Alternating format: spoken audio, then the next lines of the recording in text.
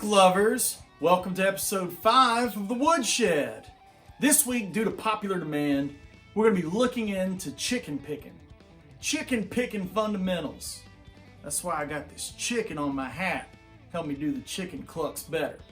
I feel like all the gent kids are always like, hey, does it gent? Does it gent? I feel like we need to start something new, like does it cluck? I'm going to talk about the tone real quick. Using my signature model with the Woodshed pickups. This is a hardtail, very old school kind of tone going on. If you're using a modeler, anything like a twin or a deluxe, bassman, all that kind of stuff will be working just fine for you.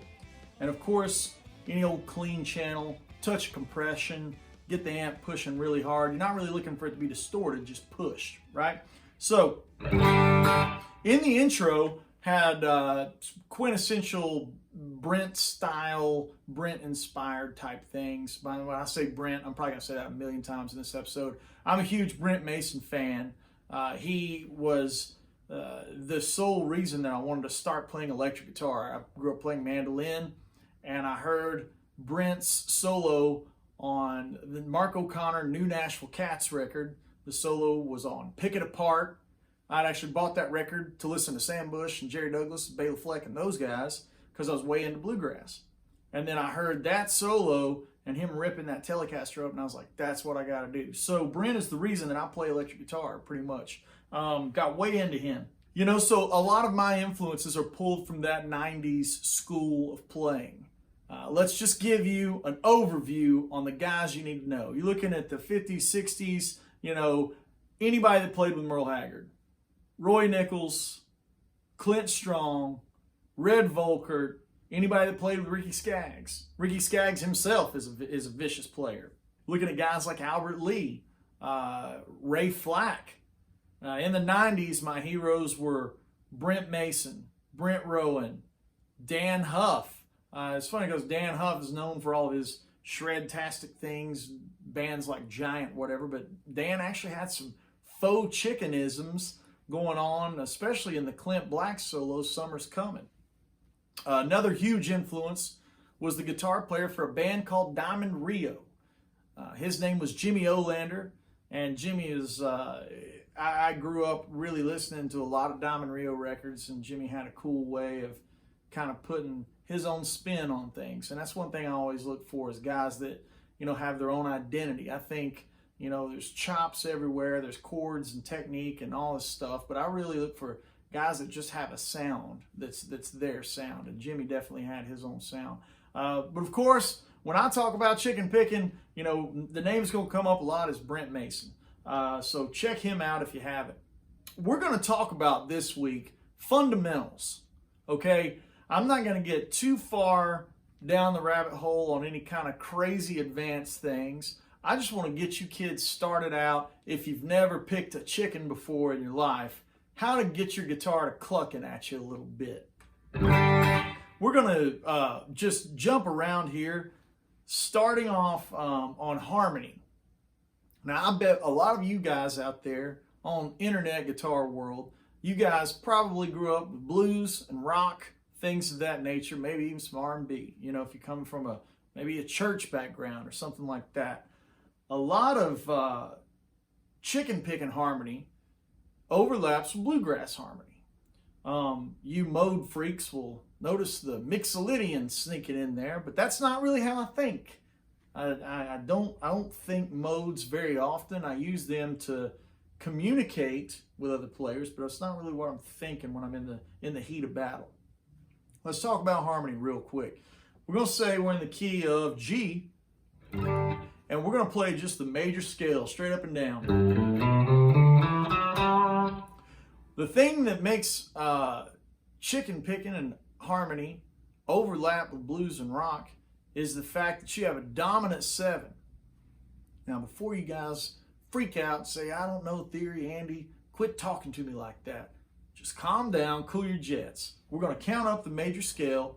1, 2, 3, 4, 5, 6, 7, 1. When you move that 7, it's a half step below the root, which is G. If you move that back another half step, make it a whole step below the root, you get that flat 7 sound, that dominant 7. In that opening riff, I had a very Brent kind of thing. Those are real big in his playing. Now the next part of the harmony will kind of tie into what I just did on that A string. And we're going to have minor third and major third. There's always the question, is it minor, is it major? Why not have both? Let's treat ourselves. So here we go. You get root, 2, minor third, major third, right? That's a big one, right? It already starts to sound a little southern. And now we're going to have 4, 5, 6, flat 7, and root. So now let's just take a look at that harmony.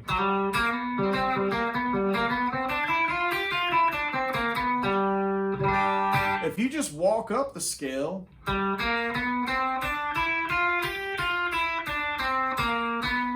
and anytime I start to come down, I'm looking for that resolution of minor third to major third. This sound right here. You blues guys will recognize it from something like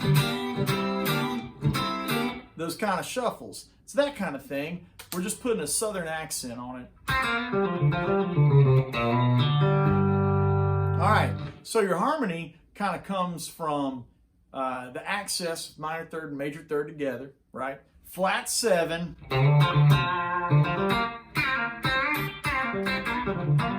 right? And then everything else kind of overlaps with your blues and rock harmony. You know, maybe you'll have a flat 5, maybe not. That's real simple to look at. You just have, that's this sound. When you bend, you're crossing that flat 5.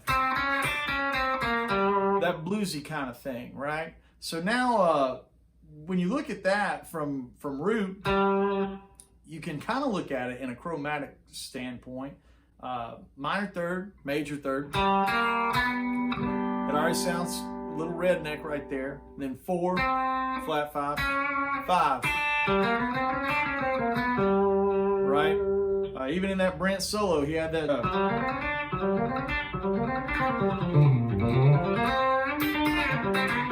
Something like that was at the top of that Pick It Apart solo. So there's your outline of your harmony.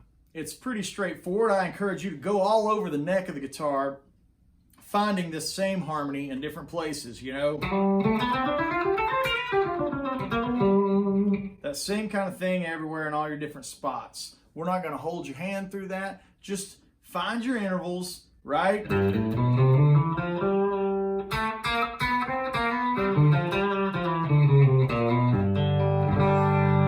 Again, we're trying, I got a dirty volume pot. Again, we're trying to look at this theoretically, make it real simple. What are we talking about? Root, minor third, major third, right? And that's the big thing. You resolve to major third. Right? We're going to have flat 7 instead of a major 7. So you get the sound. And you know, you can memorize that. It's that kind of sound. That's flat 7 to 1. If you hear the word dominant, it just means flat 7. Don't let the theory nerds scare you. There's nothing there. Now let's dig in to the tones and how to implement this stuff. This is beginner chicken picking stuff. Most of you have commented and talk about hybrid playing and country licks, chicken picking. All this stuff comes basically from the idea of you using these fingers in addition to the pick together, right? And if you're just getting started with this stuff, the best thing I can tell you to do is take some old familiar like pentatonic licks and then start adding in that pluck from that middle finger, right? So let's just have that quintessential Haggard style.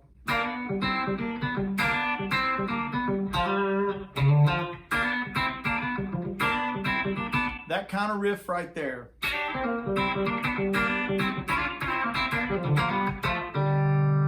First off, we talked about the harmony.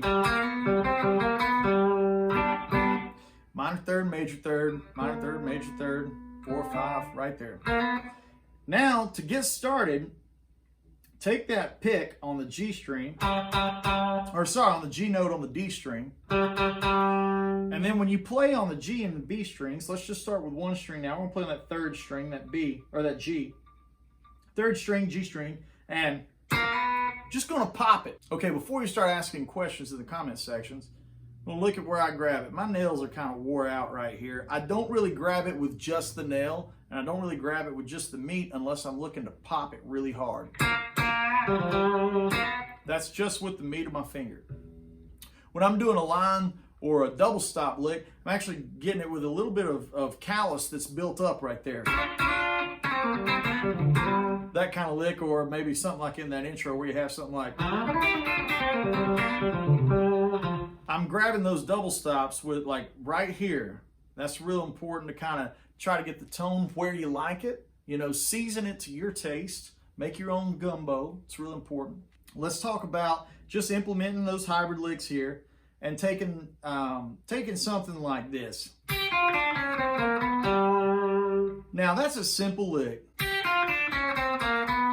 Straightforward, nice and in our comfortable pentatonic box. Now just start using the middle finger to pop that first note. And you start hearing me slide that instead of picking it. Right? Now you're going to start trying to do it with maybe the third finger. And then what I like to do is just take this shape. It's a really great exercise. Take this shape, this little area that we're playing in.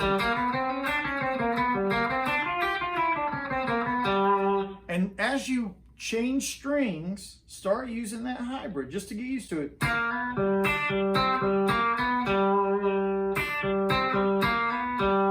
Try that lick right there. That's just real simple. That's on the fifth. And then I'm pedal toning down to the G on the D string with my pick, right? And then when I pedal tone back up, I use that middle finger again. And then I use it the last time for the minor third to major third. One more time. At the back of it, I'm just using that minor pentatonic. One more time. So you start to see how this sounds a little more authentic by just using that middle finger to kind of be a pedal tone type of thing.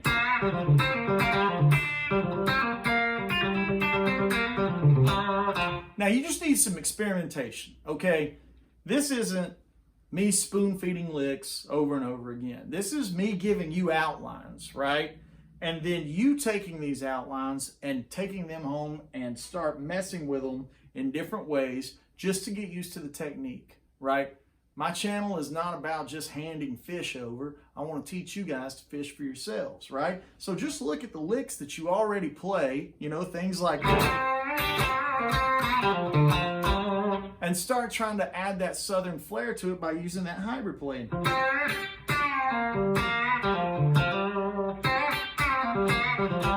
That's also if you play a lot of blues, you know what I mean? So you rock guys, same thing. If you're playing a lot of like,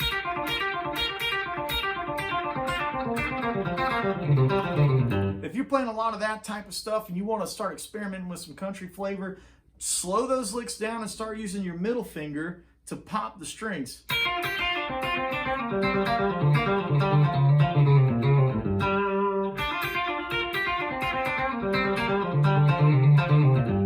Like a lick like that is not even something that I'm really being conscious of what's happening. I'm just trying to feel my way through it in the right hand by using the minor pentatonic shape. Like make the harmony really simple in your left hand, things that you're already used to playing, and just start implementing. Don't be afraid to start using that middle finger to pop the notes. Now the next thing we're going to do is we're going to talk about some double stops. Okay, double stops is a southern term.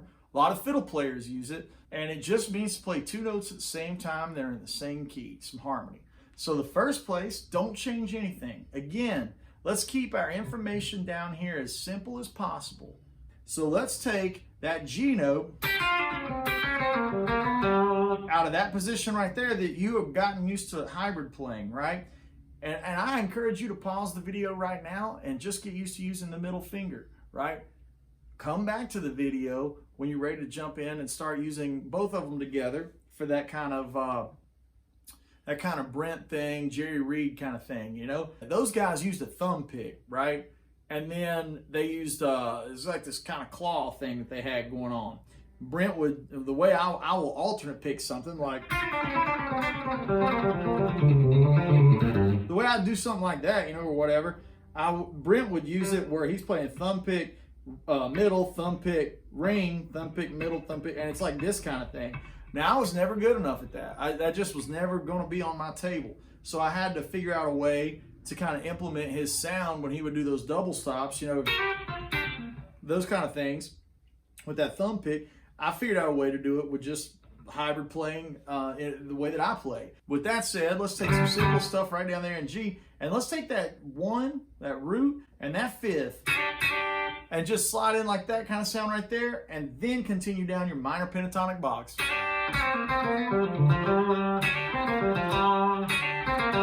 Let's take a real simple one, right? Just straight down it. Again, let's look at that one more time. That's fifth and root, and then we're going to walk down minor pentatonic. And that's just, already it starts to sound like a way you could come into a solo if you had a 1, 2, 3, 4.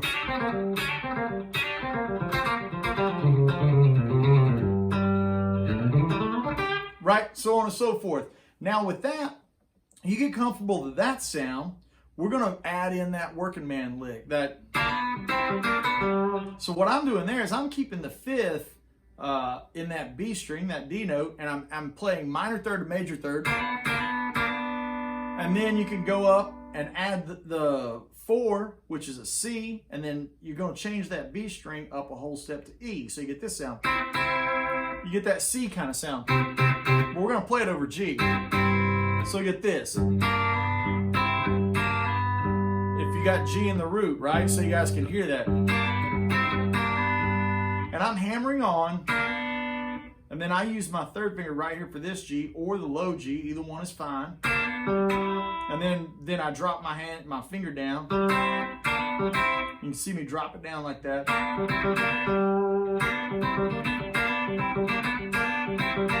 So in a riff like that, at the end of it, when I play the 4 chord,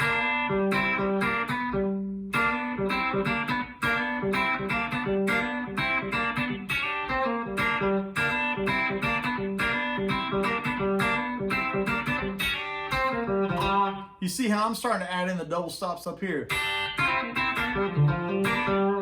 And then when I did that little thing right there, I just had a flat 5 and a flat 7 together. Sliding back to the 4.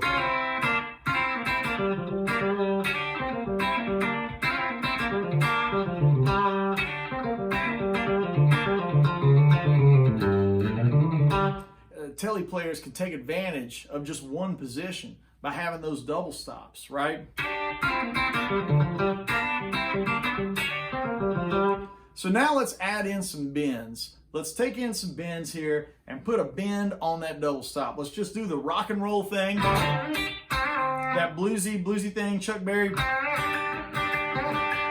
Marty McFly, you know, he saves everything. Tom, DeLoreans, the whole deal. You guys have seen the movie. He loves that. Yeah. You know, it's that new sound you're looking for. We'll listen to this. That's the lick we're going to use, okay? But we're going to make it redneck by putting a flat 7 in our pinky right there. So now let's be Marty McFly with that flat 7. And I'm using these 2 fingers to make it real staccato and real choppy. And then when you heard me play that little outro of that riff, I keep that pedal tone of that flat 7 down, F, right? F is our flat 7 in the key of G, remember that. And then I'm just using a pull off right there in the lower octave, just to go root 7 5, right?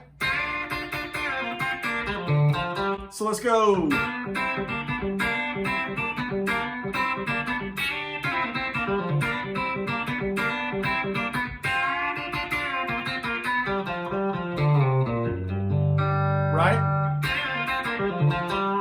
You'll hear Brent play that a lot. Like any of those old 90s records, things like Alan Jackson, Brooks and Dunn, you'll hear Brent play that thing all the time.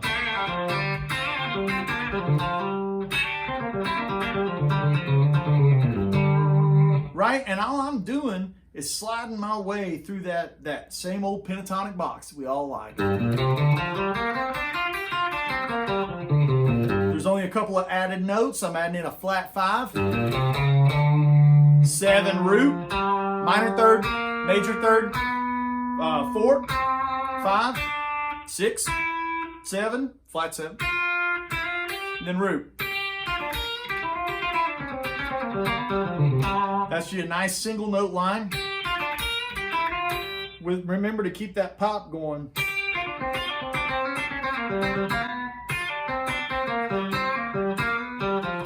Again, guys, I am not trying to just spoon feed some licks. That's not what this is about. I want you to experiment here, right? You just need to mess around with this technique with licks that you already know, things you're already playing, right? So let's just review our introduction class here at the Woodshed for chicken picking, okay? Harmony, what do we got? Minor third and major third and a flat 7. Here's your regular major scale. 1, 2, 3, 4, 5, 6, 7, 1. Okay, now here's your Southern redneck scale. 1, 2, flat 3, 3, 4, 5, 6, flat 7, 1. And we keep that going up to the new octave. 1, 2, flat 3, right? Major third, 4, 5, 6, flat 7, 1, right? Minor third, bend up to the major third. There's your harmony. Part 2. Get used to just playing licks that you play at home with your middle finger. Play your rock licks with the middle finger. You see how I'm just using that same old like Skinner kind of lick, but I'm using my middle finger to play the B string and my pick to play the G string. Right? So that just take licks that you're already familiar with and then start implementing those hybrid things. Next thing that we talked about was double stops, playing 2 notes at the same time. So there was the fifth and the root, right? And then we also played where we had flat 7 in the pinky, and we had minor third and major third right there to build that 7th sound. And then 4, and then back down. And then the pedal tone being the G on that G string. So let's hear it all again.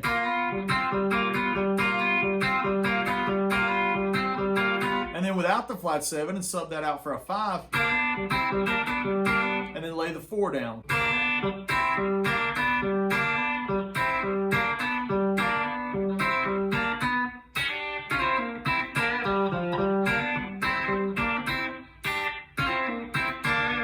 The last thing we talked about was adding a bend to that double stop. And that can work anywhere, in your harmony. So if you want to go from, let's say you're still in G, and you want to bend up and get that pedal steel thing, you can do that by taking that 9 or that 2, putting the 5th on top. So here's 2, here's 1, 1, 2, right? Do, re, and then take that, bend that up a third. Now, if you want to get crazy, you can lay your pinky down on both and get the root, the 5th, and then bend up the 3rd. You hear a lot of country players play that sound, right? And you can do it with 5 and flat 7. That's what we had down here. And then using pull-offs to get out of it. Right? Using those kind of licks to get out of it. So hope you enjoyed your introduction to chicken picking. This is going to be a long winding road. We're going to get into all kinds of different chicken picking things. We're going to get into some altered lines and how to use the Western swing thing against this. I just wanted to get you guys started. If everyone out there is super advanced and you already got this stuff under your belt, I apologize that this just isn't living up to your expectations. But there's a lot of pickers out there that really love country music that's been afraid to start out on it. So, if you grew up in blues and rock and you're trying to get this stuff, just an entry, a gateway drug, so to speak, to chicken. This is the kind of thing that you should practice. And again, it's not about licks. It's not about like a lick in a certain order. It's about taking the things that you know and can play and trying these techniques out and trying them with a clean tone, a different kind of sound, and working on, you know, getting the phrasing right, from going from maybe that's going to be, and it's a little more like staccato and choppy. Right? All of that kind of stuff is right there underneath the fingers in that familiar pentatonic box. Thanks for being here this week. Hope you love it. Let me know in the comments. Subscribe, like, all that good stuff. Let me know what you want to see. Let me know what worked for you in this. Let me know what didn't work for you. Until next time, see ya.